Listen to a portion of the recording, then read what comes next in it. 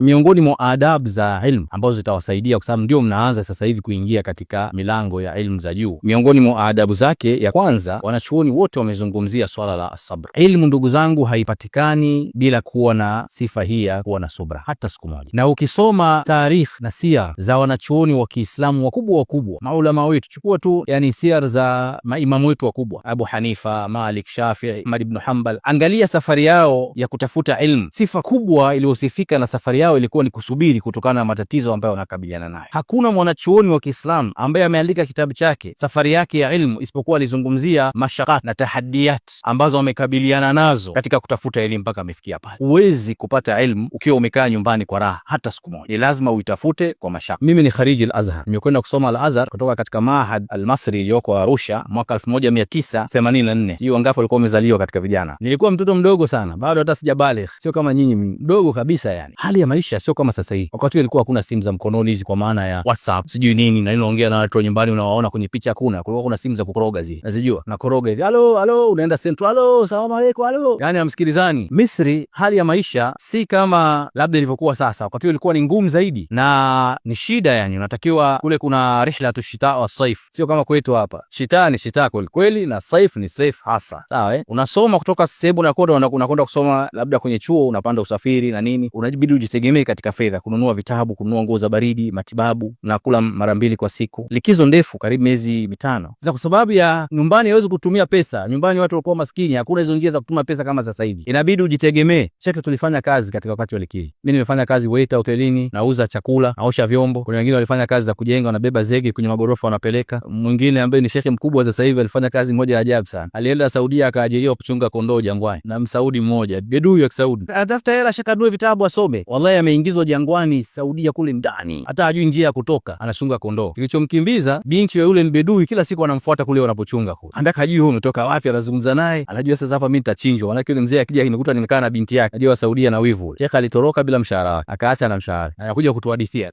Ukimwona sasa hivi shekhe mkubwa kabisa. Lakini historia yake ni ya sabr, kusubiri katika kutafuta ilmu. Kwa mkituona sasa hizi labda unaona mimi na katibu mkuu wa taasisi ya Dinure, Sheikh Shams Elm. Shekhe nimeosha vyombo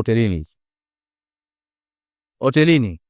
Ya wala, tahali, ya wala. Sawa. Wengine beba zegi. Unapata hela, riski yako. Wakati ilikuwa jinee 3 unapewa kwa siku. Ambaye ilikuwa jinee ilikuwa ni sawa na dola. Unanunua vitabu, unanunua masweta wakati wa baridi, unapata usafiri, hujitegemea na chakula chako cha usiku. Kwa hela unaipata. Hatutumii pesa. Maisha ya shida, lakini sabra, sababu kuna ilmu pale. Na mashekhi na maulama wengi, unasafiri, unapanda basi, unakwenda msikiti fulani. Kwa sababu gani? Maulama wako katika darasa ya tafsiri, darasa ya hadithi, darasa unawafuata. Sio tu muqarrarat dirasia. Unakwenda kwa mashekhi na unajua Misri maulama walivyojaa na misikiti ilivyojaa, unawafuata wale kusoma kwao. Lakini wewe ukiishia tu markaz Tanzania hapa na muqarrar, hutaki kwenda kwenye durusu, hutaki kusoma kitu kingine, unakuwa unapoteza fursa. Wewe jambo la mwanzo asabr.